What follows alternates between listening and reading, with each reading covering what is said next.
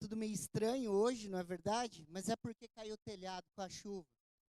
Quebrou o telhado, encheu de água a parte de gesso e caiu. Graças a Deus, ninguém se machucou. Não foi hoje, foi outro dia.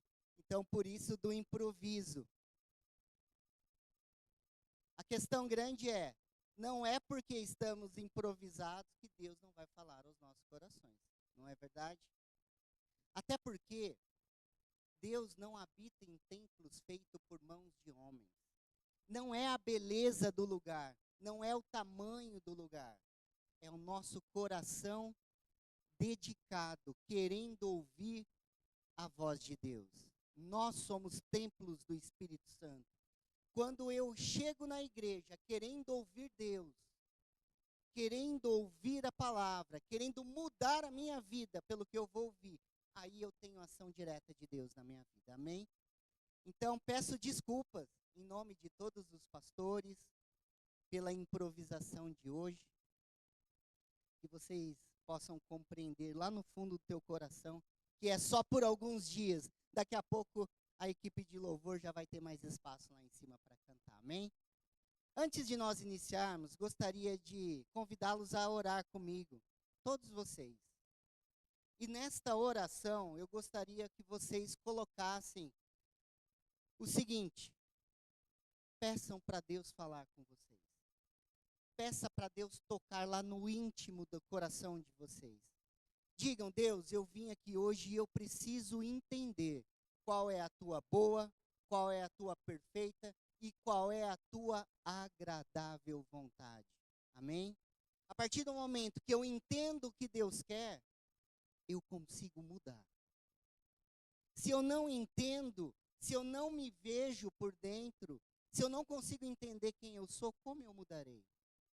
E hoje, um culto de Santa Ceia, você não pode esquecer do seguinte: a ceia é o dia onde eu lembro o que Jesus fez por mim.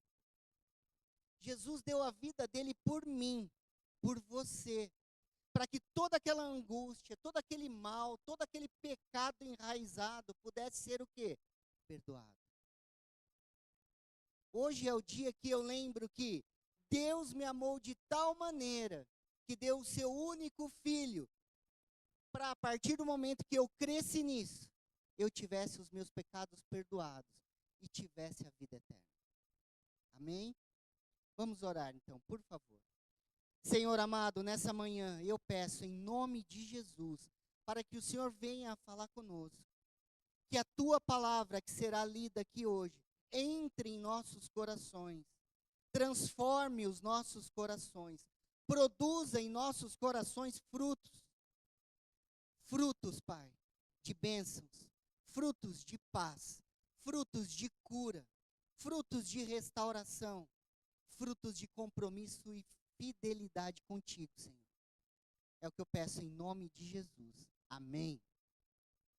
Por favor, abram suas Bíblias comigo no livro de Salmos.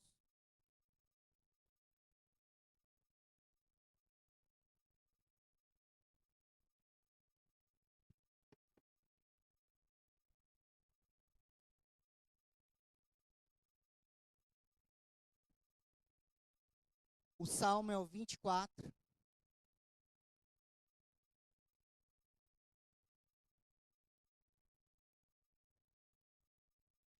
E antes de lermos o Salmo 24, eu gostaria de relembrá-los do Salmo 23. O Senhor é o meu pastor.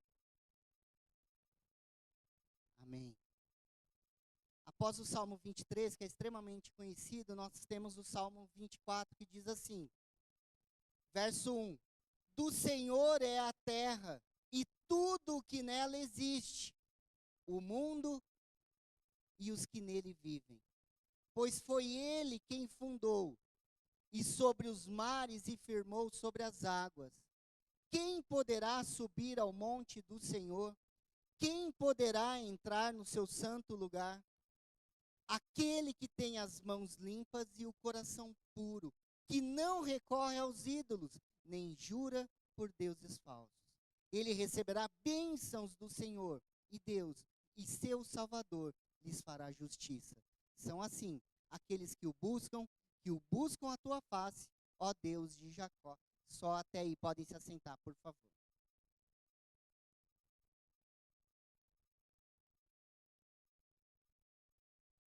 Esse texto, ele destaca logo de cara o seguinte: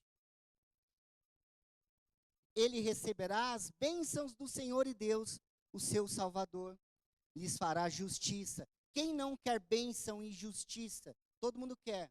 Todos nós queremos um país justo, todos nós queremos uma vida justa e todos nós queremos bênção. E é engraçado porque ele diz o seguinte: aquele que tem mãos limpas, aquele que tem o coração puro, que não recorre aos ídolos e nem jura por deuses falsos, esse receberá bênçãos do Senhor e Deus, seu Salvador, lhes fará justiça. Bênção e justiça, ela está ligada a ter mãos limpas e coração puro, e a buscar o Deus certo. Sim, buscar o Deus certo. Porque o texto, olha só, lá no verso 4, diz, no verso 4 diz assim: aquele que tem mãos limpas e o coração puro, que não recorre aos ídolos, nem jura por deuses falsos. Existe Deus falso? Sim, existe Deus falso. A ideia não é falar do Deus falso, é falar do Deus verdadeiro. E hoje é um dia propício para falar do Deus verdadeiro. Quem é Deus verdadeiro? O nosso Senhor Jesus Cristo, que deu a própria vida por cada um de nós, para que nós tivéssemos a vida eterna. Então, esse texto daria para a gente dar uma mudada nele. Ele poderia ser assim, ó: aquele que tem as mãos limpas e o coração puro e aceitou Jesus Cristo como seu único e suficiente Salvador, ele receberá as bênçãos do Senhor e Deus, seu Salvador, lhes fará justiça. Não está errado? Está alterado, mas não está errado. Todo Deus que não é Jesus é Deus falso. Tudo aquilo que não tem Jesus no centro é falso. Toda oração que não tem Jesus não tem resposta. Por isso pedimos em nome de Jesus o Cristo. Não é qualquer Jesus. Tem Jesus que trabalha na padaria. Tem gente com o nome de Jesus para todo lugar. A gente está falando de Jesus, o Cristo, o Jesus de Nazaré, que nasceu na manjedoura, que cresceu, que sofreu como eu e você,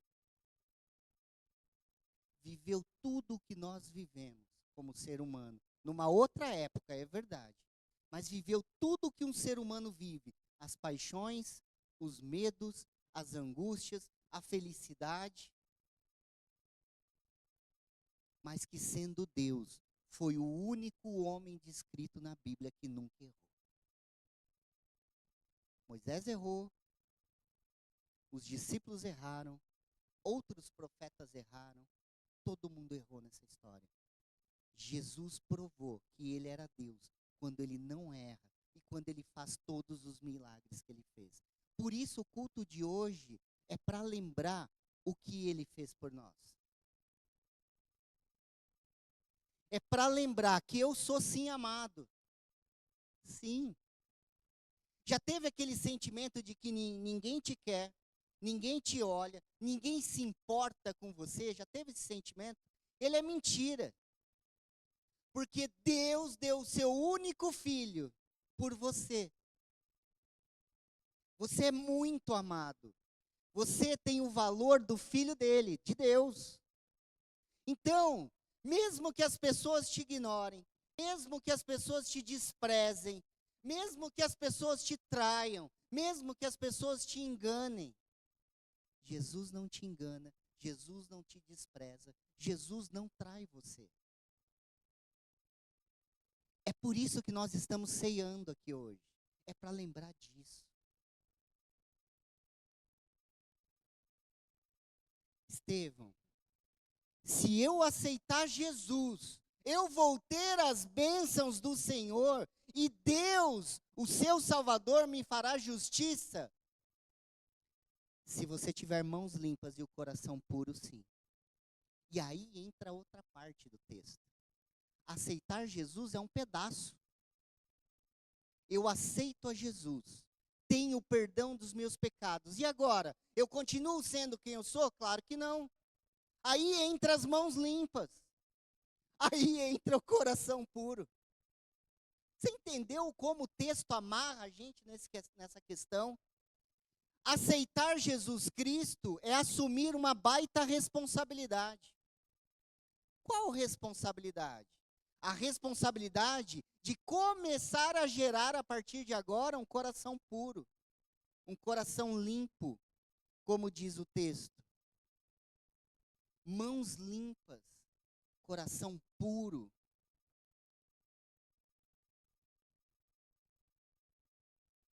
Eu sempre disse, torno a dizer, ser cristão é ter responsabilidade sobre as suas ações. Porque agora, como cristão, você representa o Deus que pode fazer todas as coisas.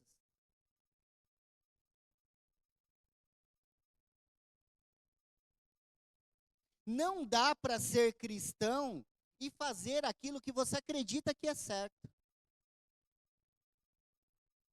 Não é o que você acredita que é o certo. É o que Deus escreveu que é. Então tá. Agora acaba ficando mais fácil a gente entrar em algumas perguntas. Por que perguntas são importantes? Porque geram respostas. Você não tem resposta se não pergunta. E o texto faz duas perguntas, né? Quem poderá subir ao monte do Senhor? Lá no verso 3, de Salmos 24. Quem poderá subir ao monte do Senhor? Quem poderá entrar no seu lugar santo? Tem duas perguntas extremamente importantes, que o próprio texto responde. Aquele que tem mãos limpas. Aquele que tem o coração puro. Aquele que não recorre a outra coisa que não seja Jesus Cristo, nosso Senhor e Salvador. O texto ele é fantástico, porque ele fala assim, né? Quem poderá subir ao monte do Senhor? E aqui a pergunta não é quem quer. Gente, isso, ó, você tem que marcar isso na sua cabeça. Querer não te dá. É quem pode. Percebe a diferença? Não é quem quer, é quem pode. É claro que todo mundo quer bênção. Claro que todo mundo quer vida eterna. Isso é meio óbvio. Você parar qualquer pessoa na rua e falar, você quer ser abençoado? Só se for doido para falar que não, né? A gente leva para o CAPS. Mas se não for, meu amigo, ele vai falar, eu quero ter vida eterna com Deus. É lógico. Só que a pergunta não é quem quer, é quem pode. É quem poderá. Não é assim que está no texto? Ou será que é só a minha versão de Bíblia? Tem outras versões. Mas olha, quem poderá? Poderá todo aquele que aceitar a Cristo como seu Senhor e Salvador. Porque Deus amou o mundo de tal maneira que deu o seu único filho para todo aquele que nele crê, não pereça, mas tenha vida eterna. Esse é o primeiro passo. Qual é o segundo? O texto de Salmo diz, ele responde a pergunta. Aquele que tem mãos limpas e o coração puro. A gente já sabe quem é o Deus certo. Agora a gente precisa colocar nosso coração no lugar certo. A gente já tem o Deus certo. A gente veio cultuar o nosso Senhor Jesus Cristo aqui hoje. Mas a gente precisa ter o quê? Coração puro. É a tal da santidade. É a tal da santidade. Ser cristão exige esforço, meu amigo. Porque entre o que é certo e o que você acha que é bom, você tem que fazer o que é certo. Mas às vezes fazer o que é certo não é bom para você. Isso é ter mãos limpas e coração puro. Exige esforço ser cristão. Ser cristão exige mudança de comportamento. Ah, Deus perdoa. É claro que Deus perdoa. A gente está falando. Jesus Cristo deu a vida dele para perdoar a gente. Mas a partir do momento que você faz uma aliança com ele, o aceitando, ele exige de você um comportamento diferente. Não é que ele exige te obrigando. Ele te dá a escolha de fazer o que é certo a partir dali. Com teu livre-arbítrio, você decide se faz ou não. Se você fizer, você vive as bênçãos. O próprio texto diz que vai dar. E a justiça. Só que tem uma questão aí. Nem sempre a gente vê a justiça de Deus. Porque a justiça que Deus faz não é para deixar o teu ego lá nas alturas, tá vendo? Deus retribuiu o mal com o mal, não é. A justiça de Deus não é para aliviar o teu ego. A justiça de Deus é a implantação do reino dele. Não tem a ver com eu merecer ou não. Ele faz justiça sim. Mas ele não faz para você ficar feliz, porque as coisas andaram do jeito que tinham que andar. Não se trata de você. Não se trata de mim. Se trata de reino. Então, nem sempre eu vejo a justiça. O cachorro-orelha tá na mídia aí, né? Tá todo mundo bravo, né? Todo mundo assim, né? Até choram. Você acha que Deus não fará justiça? O Deus que cuida até dos pardais? Sim, ele fará. Mas aí a gente fala assim, mas nossa, né? Eles são ricos, eles isso vai sumir na mídia, não sei o quê. Não tem problema. A gente nem vai ver, mas a justiça de Deus será feita. Você nem vai ver. Daqui 20, 30 anos pode acontecer coisas com essas pessoas. E assim, não desejo mal de verdade, porque Deus perdoa todas as coisas, até isso. Mas as consequências virão e o próprio Deus estará aplicando. Eu e você, a gente não tem que ver, a gente só tem que confiar. As bênçãos, eu falei da justiça, nem sempre a gente vê justiça. Mas e as bênçãos? A gente vê as bênçãos. O simples fato de você ter encontrado Jesus é a maior bênção de todas. Porque tem um monte de gente que ouve o que você ouviu e não acredita no que você acreditou. E isso me faz lembrar um texto que é mais ou menos assim. Não é você que escolhe, sou eu que escolho você, Deus falando. E se você foi escolhido por Deus e está aqui acreditando no nosso Senhor Jesus Cristo, isso é a maior bênção que poderia acontecer na tua vida.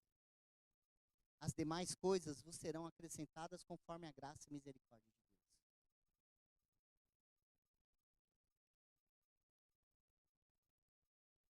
Então, sim, esse é um culto, mesmo lendo os Salmos, onde a gente exalta o nosso Senhor Jesus Cristo. O coloca no devido lugar. Jesus Cristo é o meu Senhor e Salvador. Mas eu também assumo uma postura. Qual postura? A postura de, como diz o texto, mãos limpas. E aí a gente está falando de comportamento. E aí eu faço uma pergunta para você, lembra? Perguntas são boas, porque geram respostas. Qual é o teu comportamento quando você sai por aquela porta? Porta, né? Bem Piracicabana. Qual é o teu comportamento lá do lado de fora? O teu comportamento lembra o nosso Senhor Jesus Cristo em alguma coisa? Gente, é sério que eu estou falando. Pastor Mauro, outros pastores, até eu mesmo, o que a gente fala muito? Se você perguntar a si mesmo antes de executar qualquer tarefa, Jesus Cristo faria isso? E se na sua cabeça não, e você está fazendo, meu amigo, você não está mais com as mãos limpas.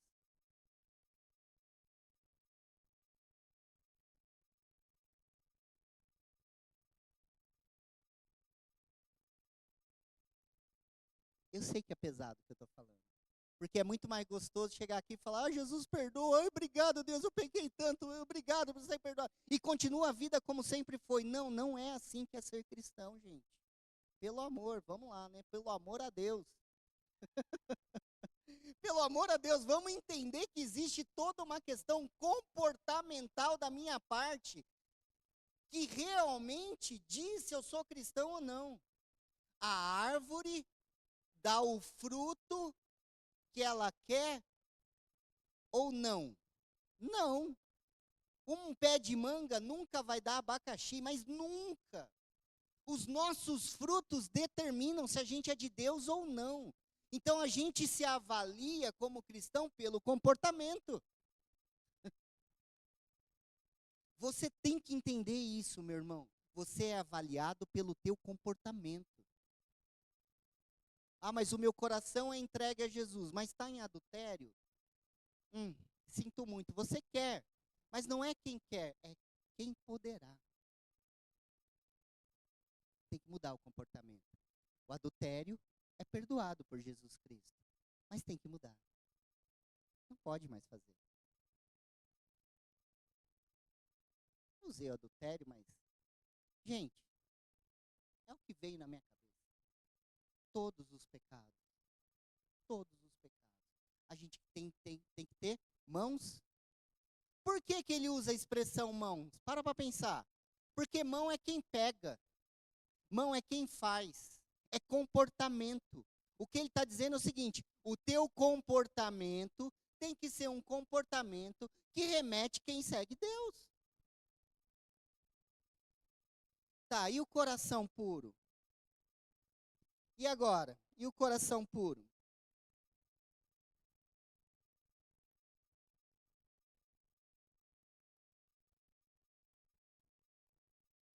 Aí a nossa condição interna de entrega. Nem sempre as minhas mãos fazem o que o meu coração quer. O próprio apóstolo Paulo diz isso. O mal que eu quero, eu faço. O mal que eu não quero, eu faço. O bem que eu quero, tá ao contrário, né? O mal que eu não quero, eu faço. O bem que eu quero, eu acabo não fazendo. Mas a intenção do coração tem que estar voltada para o nosso Senhor Jesus Cristo o tempo todo. O teu coração não pode estar no dinheiro. O teu coração não pode estar no teu filho. Também pode estar. Mas lembra, você não pode viver daquilo. Você tem que viver de Deus. O teu coração não pode estar no ministério. Também pode estar. Mas antes do ministério é Deus. O teu coração tem que estar cheio de Deus. O teu coração não pode estar no cônjuge. Não, também tem que estar no cônjuge, mas antes tem que estar em Deus. E se ele estiver em Deus de verdade, você vai tratar teu cônjuge com tanto amor que ele vai se sentir o melhor do mundo. O problema é quando o nosso coração está só nele e Deus está depois, aí a gente trata ele como a gente acredita que ele deve ser tratado. Qual que é o mandamento? Amar a Deus acima de todas as coisas. E depois o próximo como a si mesmo. Como o relógio não para, a gente para por aqui. Mas ainda sentados, eu quero que vocês abram de novo suas Bíblias comigo. De novo, no livro de Salmos. De novo, no Salmo 24. Eu preciso que você entenda esse salmo. Para que você mude suas ações lá fora. Aqui dentro, ou em qualquer lugar que você estiver, não importa. Salmos, o livro é o de Salmos, leremos o Salmo 24, que diz assim: do Senhor é a terra, e tudo o que nela existe, o mundo e os que nele vivem. Tudo é de Deus. Pois foi ele quem fundou sobre os mares e firmou-a sobre as águas. Quem poderá subir ao monte do Senhor? Quem poderá entrar em seu santo lugar? Aquele que tem mãos limpas e o coração puro, que não recorre aos ídolos, nem jura por deuses falsos. Ele receberá bênçãos do Senhor, e Deus, o seu Salvador, lhe fará justiça. Quem fará justiça é eu ou é Deus? É Deus. Você verá a justiça? Talvez. Mas tenha certeza que será feita. Aí ele continua. São assim aqueles que o buscam, que buscam a tua face, ó Deus de Jacó. Amém, igreja? Eu quero convidar os irmãos que vão servir a ceia para virem aqui à frente, por favor. Aos demais, convido para abrirem suas Bíblias na primeira carta escrita aos Coríntios.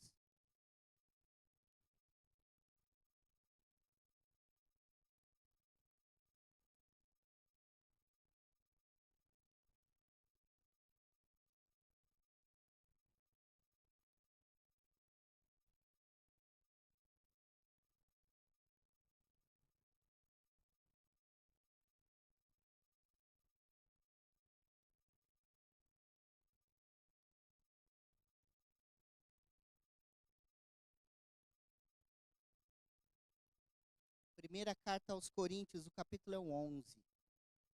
E um dos textos mais famosos que nós temos. A partir do verso 23 diz assim: Pois recebi do Senhor o que também lhes entreguei, que o Senhor Jesus, na noite que foi traído, tomou o pão e, tendo dado graças, partiu e disse: Isso é o meu corpo que é dado em favor de vocês. Façam isso em memória de mim. Então, nós iniciaremos agora o que nós chamamos de Santa Ceia, que nada mais é do que lembrar que Jesus me ama. Gente, é muito importante que vocês lembrem disso. Enquanto vocês vão pegando os elementos da ceia, lembra, não há pecado que não possa ser perdoado. Jesus perdoa todos os pecados. Jesus te perdoa. Ele exige, sim, mãos limpas depois, uma atitude diferente. Mas Ele perdoa todos os nossos pecados. E é isso que nós estamos lembrando aqui nessa manhã, amém?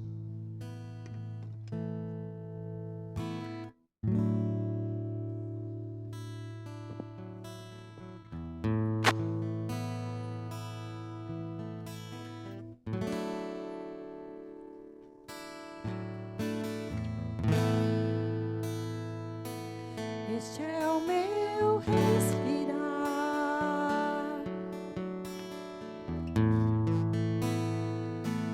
Este é o meu respirar. Teu Santo Espírito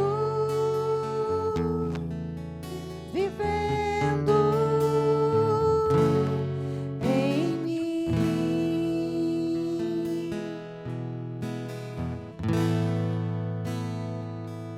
E este é o meu pão.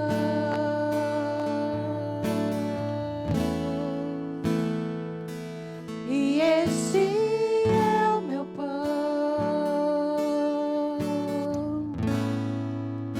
Tua vontade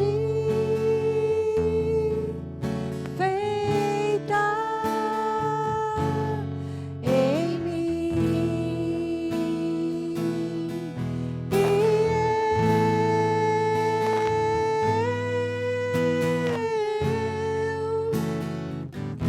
Eu nada sou sem ti.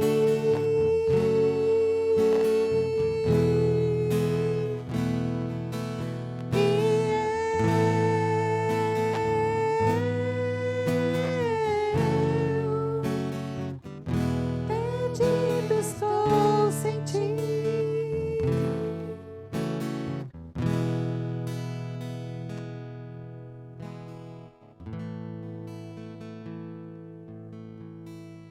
E tendo dado graças, partiu e disse: Isso é o meu corpo que é dado em favor de vocês. Façam isso em memória de mim. Quem não pode tomar a ceia? Existe alguma coisa que impeça você de tomar? Sim, uma única, na verdade. Se você não crê em Jesus, por que relembrar dele? Seria a única condição. Aos demais, não importa o que acontece, não importa o que aconteceu. Lembrar que Jesus perdoa. Lembrar que eu sou falho. Lembrar que existe algo a ser perdoado. Participar da mesa com Jesus. Como os discípulos participaram, todos eles errantes. Me coloca na situação de ser humano, necessitando desse amor que Ele me deu, que Ele está me dando e que Ele sempre dará. Então, não há nada que impede você de tomar a ceia. Amém, igreja? Senhor amado, nós consagramos esse pedaço de pão que representa o Teu corpo, massacrado em favor da minha vida e da vida de todos que estão aqui. Por nos amar, o Senhor se entregou e nós somos gratos a isso. A Tua entrega me dá a vida eterna a todos nós. E nós somos nessa manhã muito gratos por ter feito tudo isso em favor de nossas vidas. Nós te agradecemos de todo o nosso coração. Muito obrigado, Senhor. Pode comer.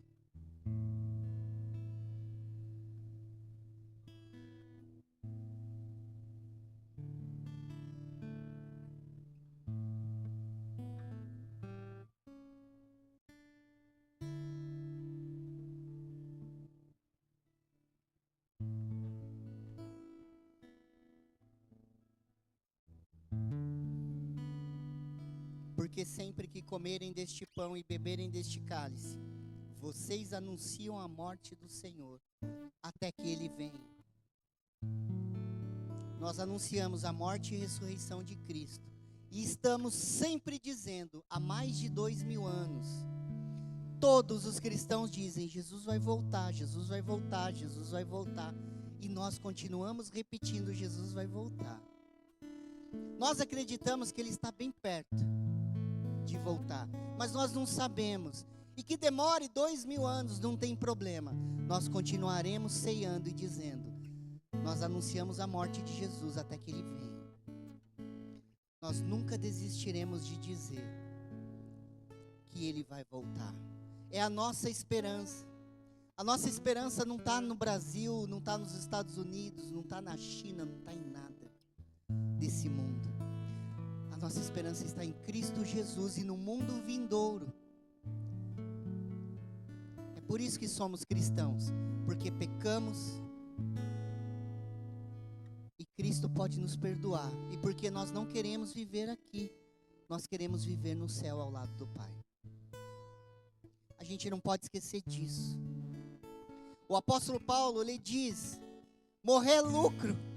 Por que ele diz que morrer é lucro? Porque na mente dele, ele queria viver com Deus. O mundo que ele queria não era esse mundo injusto, pervertido, cheio de maldade. Ele queria o mundo com Deus. E Jesus vai voltar para nos levar. Essa é a nossa esperança. E se Jesus não voltar, eu vou ao encontro dele. Quando eu morrer, eu vou ao encontro dele.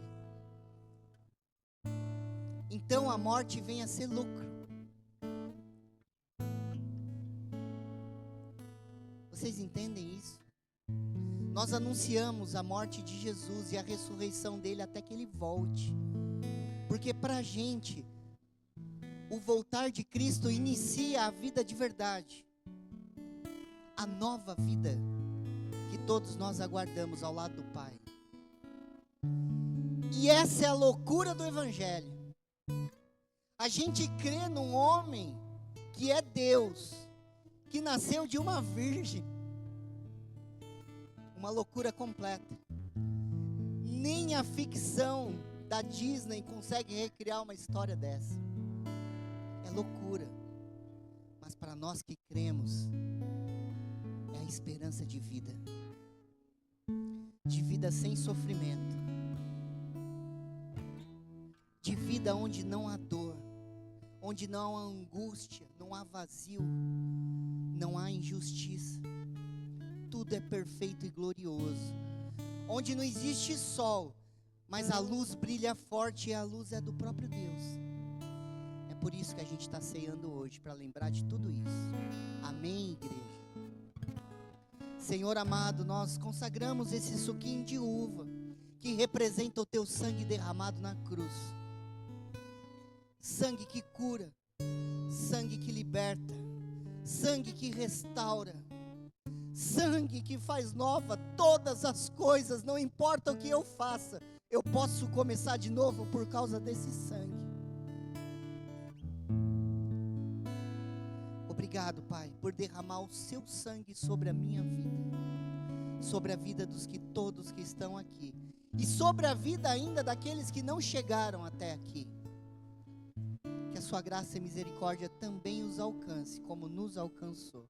É o que eu peço em nome de Jesus. Amém. Podem beber.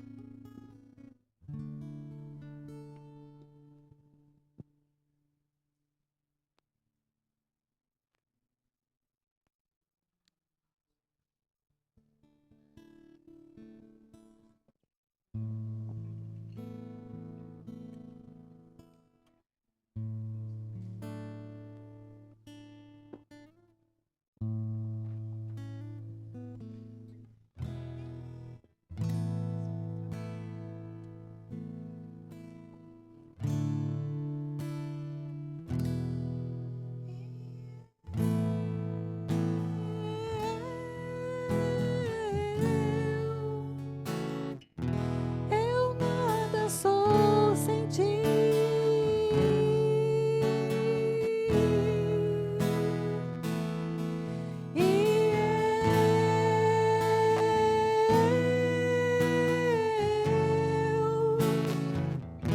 Perdido estou sem ti.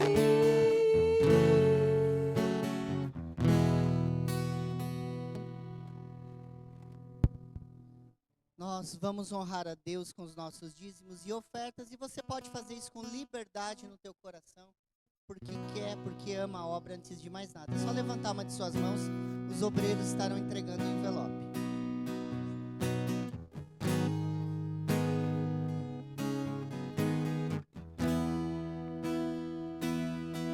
Pai nosso dos céus,